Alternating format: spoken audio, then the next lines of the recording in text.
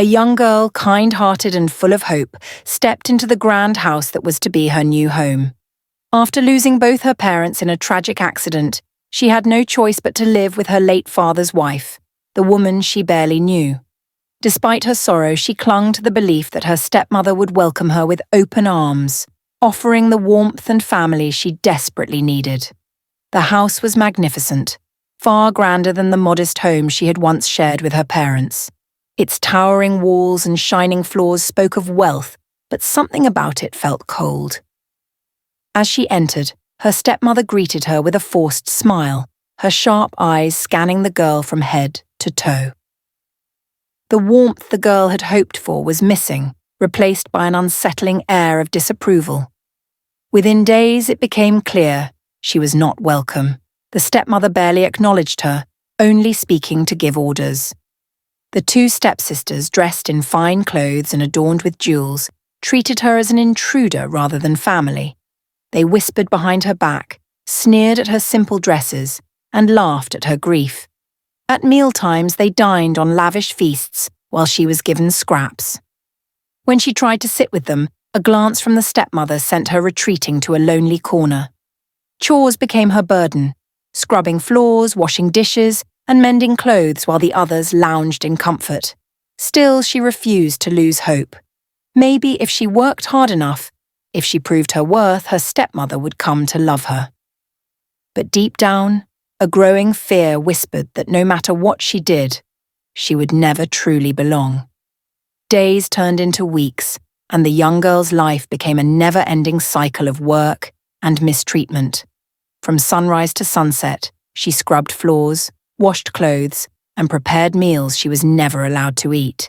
The grand house, which once seemed like a place of hope, had become a prison where she was nothing more than a servant. Her stepmother's cruelty knew no bounds. She stripped the girl of everything. Her fine dresses were taken away, replaced with old, tattered rags. Meanwhile, her stepsisters paraded around in elegant gowns, their fingers adorned with gold and jewels. They mocked her appearance, laughing at the dirt on her hands and the holes in her clothes, as if she were nothing more than a beggar in their home. The emotional abuse was just as cruel as the physical labor. "You are worthless," the stepmother would say, her voice dripping with disdain. "No one will ever love a girl like you." Each insult cut deep, but the girl never answered back. She knew any resistance would only make things worse. She was kept away from the outside world, never allowed to attend social gatherings or step beyond the estate's walls unless it was to run errands. Whenever guests visited, she was hidden away, forced to stay out of sight like a shameful secret. The loneliness was suffocating. She longed to walk freely, to feel the warmth of kindness, to be seen as a person rather than a servant. At night, as she lay on the cold floor of her tiny room, she stared out of the small window, dreaming of escape. She imagined a world where she was loved, where she was free to laugh, dance, and live without fear. But with every passing day, that dream felt more and more impossible. The stepmother's cruelty worsened with time. No matter how hard the girl worked, it was never enough. Every mistake, real or imagined, earned her harsh words, punishments, or worse, days without food. But one evening, after a minor accident in the kitchen, the stepmother's anger reached new heights. "You are nothing but a burden," she spat, her eyes burning with hatred. "From now on, you will stay where you belong, out of my sight." The girl barely had time to react before she was dragged up the winding staircase, past the luxurious bedrooms, to a narrow, creaking door at the very top of the house. The attic. With a sharp push, the stepmother forced her inside and slammed the door shut, locking it from the outside. The attic was cold and lifeless. Dust coated every surface, and cobwebs stretched across the corners like prison bars. The air was thick with the scent of abandonment, of years gone by without care or love. Broken furniture and forgotten trunks filled the space, but there was no bed, no comfort, only the hard wooden floor where she was expected to sleep. Her only connection to the outside world was a small, cracked window. She would spend hours staring through it, watching people walk freely on the streets below, their laughter and voices carried by the wind. She imagined what their lives must be like, so full of possibilities, while hers was reduced to darkness and silence. But even in the depths of despair, she refused to surrender. She traced her fingers along the locked door, testing its strength. She listened for footsteps, memorizing the times the house fell quiet. Her mind worked tirelessly, searching for an escape. She would not be forgotten. She would not be broken. No matter how impossible it seemed, she vowed that one day she would find her way out of this attic and out of this life. The sun was beginning to set, casting golden hues over the quiet town. A young man, strong and kind-hearted, walked down the cobblestone street, lost in thought.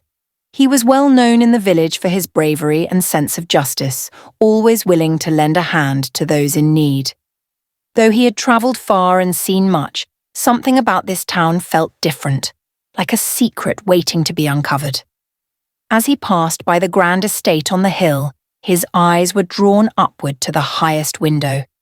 There, barely visible through the grimy glass, was a girl. She looked fragile yet determined, her face framed by strands of unkempt hair. But what struck him most were her eyes, wide, desperate, pleading. For a brief moment their gazes locked. She didn't wave or call out, but something in the way she stared at him sent a shiver down his spine. It was as if she was silently begging for help. Curiosity burned within him. Who was she?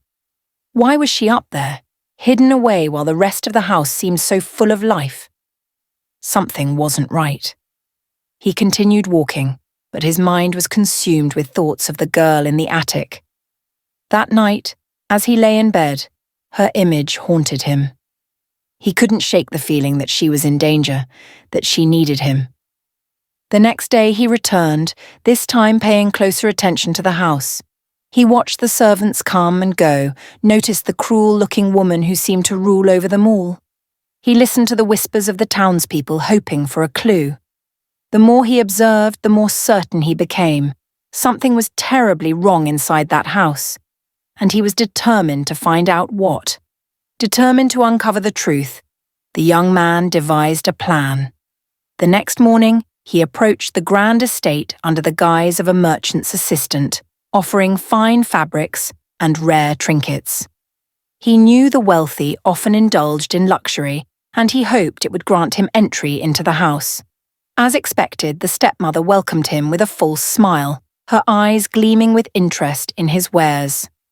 She played the role of a gracious hostess, speaking sweetly and acting as though her household was a place of warmth and hospitality. But the young man, sharp and observant, saw through the act. He watched her closely, noting the way the servants avoided her gaze, their hands trembling as they poured tea. While the stepmother and stepsisters admired the fabrics, he let his ears wander. In the background, hushed voices carried through the hallways, maids whispering when they thought no one was listening. "She's still locked in the attic," one murmured.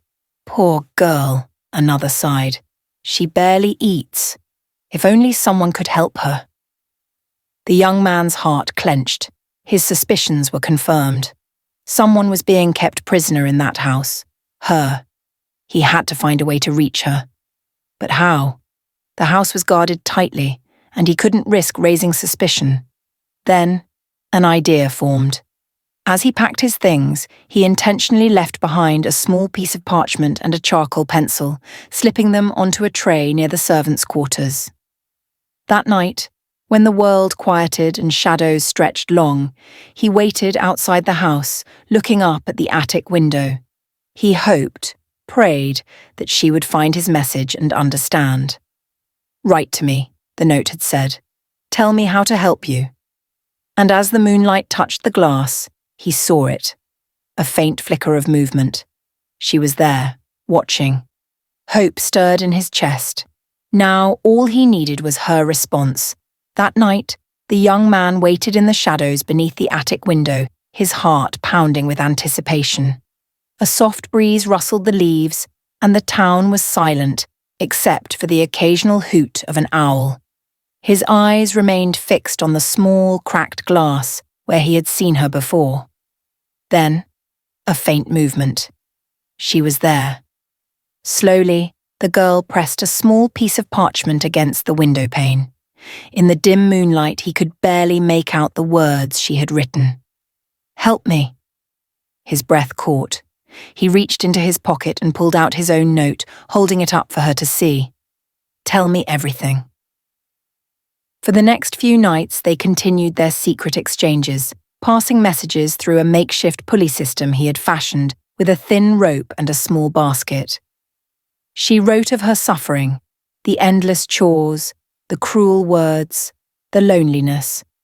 She described the way her stepmother had locked her away like a forgotten secret, unseen and unloved. Each word he read filled him with anger and sorrow. How could anyone be so heartless? One night, instead of a note, she pressed her hand against the glass. A silent plea, a moment of connection. He whispered, knowing she could hear him through the thin walls, "I swear, I will get you out of there." Tears glistened in her eyes, but for the first time in a long while, there was also hope. As the days passed, their bond grew deeper. Through stolen notes and whispered words, she found solace in his kindness, and he found himself drawn to her courage. They were strangers no more, two souls connected by fate. And though the danger of discovery loomed over them, one thing was certain. He would not let her remain a prisoner. He would risk everything to set her free. The young man knew he had to act carefully. One wrong move, and the stepmother would tighten her grip, making escape impossible.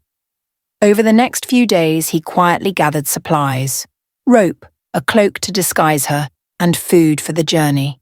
He studied the house, memorizing the guards' routines and the stepmother's schedule. Through their secret exchanges, he outlined the plan. She would wait for the one moment the stepmother always left, the weekly social gathering where she boasted about her wealth. The girl would use that time to climb down from the attic with the rope he would provide. He would be waiting in the alley behind the estate with a horse, ready to take her far away. Tension hung in the air as the day of the escape approached. Every interaction with the stepmother became more unbearable, every glance from her stepsisters filled with suspicion. She forced herself to act normal, to pretend she had accepted her fate, all while her heart pounded with anticipation. Finally, the night arrived. The stepmother and her daughters left in their finest gowns, unaware of what was about to unfold. The girl hurried to the attic window, where the young man stood below, signaling her with a small lantern. She tied the rope securely and took a deep breath. Freedom was just within reach. But just as she started climbing down, disaster struck. The rope creaked loudly against the wooden beam. A nearby servant heard the noise and shouted, "Thief! Someone's escaping!" The girl's heart nearly stopped. Footsteps pounded inside the house. Someone was coming.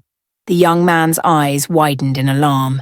They had to act fast, or everything would be lost.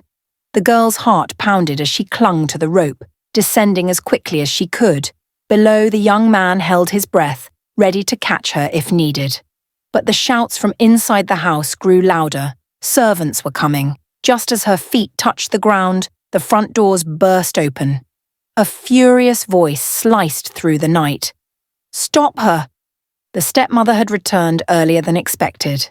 She stood at the entrance, her face twisted with rage, her stepsisters gasping behind her. The girl barely had time to react before two guards lunged toward her. But before they could reach her, the young man stepped forward, drawing a small dagger. His stance was firm, his eyes blazing with determination. "She's not your prisoner anymore," he growled. One of the guards swung at him, but he dodged, countering with a swift punch that sent the man stumbling. The other hesitated, intimidated by his fierce presence. Grabbing the girl's hand, he whispered, "Run!" They sprinted toward the alley where his horse was waiting. Behind them, the stepmother shrieked in fury, ordering her men to follow. The girl's lungs burned, her legs trembling, but she pushed forward, fueled by the desperate need for freedom. They reached the horse just as the guards caught up. The young man helped her onto the saddle before swinging up behind her. With a sharp kick, the horse bolted forward, hooves pounding against the dirt road. The stepmother screamed curses into the night, but her voice faded as they galloped away, the town disappearing behind them. For the first time in years, the girl felt the wind in her hair, the weight of her captivity lifting. She turned to look at her rescuer, her eyes filled with gratitude and something else, a spark of something new, something hopeful. She was free, and she was never going back. The night air was crisp as they rode beyond the town, the weight of her past finally lifting with each gallop of the horse. For the first time in years, she was free. No locked attic, no cruel words, no endless suffering. Just the open road and the man who had risked everything to save her. They travelled for hours until they reached a small village on the outskirts of the kingdom. There, the young man led her to a modest yet cosy cottage, where a warm fire crackled and the scent of fresh bread filled the air. "You're safe here," he assured her as he handed her a warm cloak. "No one will ever lock you away again." Tears welled in her eyes, not from sadness but from relief. She wasn't just escaping her stepmother, she was stepping into a new life, one she had never dared to dream of. Days turned into weeks, and as she healed from her past, the young man remained by her side. He taught her how to ride, how to read maps, how to navigate the world beyond her prison. He made her laugh, something she had almost forgotten how to do. With every moment they shared, something deeper grew between them. A quiet understanding, a lingering touch, a look that spoke more than words ever could. But freedom was not truly hers until she faced the woman who had stolen it. One day, news arrived. The stepmother was searching for her, desperate to reclaim control. Instead of running, she stood tall. "I won't hide anymore," she declared. And so, when the stepmother finally found her, expecting a frightened girl, she was met with a woman who no longer feared her. "You have no power over me," she said firmly, her voice unwavering. For the first time, the stepmother saw it, the strength in her eyes, the unbreakable will. And with that realization, the wicked woman's grip crumbled. She walked away that day, hand in hand with the man who had saved her, not because she needed him, but because she had chosen him. Her life was hers now, and so was her heart. News of the stepmother's cruelty spread quickly. The servants, once too afraid to speak, finally revealed the truth about the girl's years of suffering. The town, once blind to her pain, turned against the wicked woman. The king's officials intervened, stripping her of her wealth and status. The stepmother who had once lived in luxury now faced the consequences of her wickedness, alone and powerless. For the girl, life had never been so beautiful. She no longer woke up to orders and insults, but to the gentle warmth of the sun and the kindness of the man who had saved her. She embraced every moment, learning, growing, and becoming stronger. The world was hers to explore, and for the first time, she was free to dream. One evening, as they stood by the river watching the sunset, the young man took her hands in his. His eyes, filled with love and admiration, searched hers. "You've always deserved happiness," he said softly, "and I want to spend my life making sure you never feel trapped again." He knelt before her, revealing a simple yet beautiful ring. "Will you marry me?" Tears filled her eyes, but they were no longer tears of sorrow, they were of joy. Without hesitation, she nodded. Yes. Laughter and cheers filled the village when they wed, surrounded by people who had come to love her. She was no longer the forgotten girl locked away in an attic. She was a woman who had faced her past and built a new future. As they danced under the stars, she looked into the eyes of the man who had given her hope and realized something important. He hadn't just rescued her. He had shown her that she had always been strong enough to rescue herself. And so, their story ended not just with love, but with justice, resilience, and a happily ever after that she had fought for and won.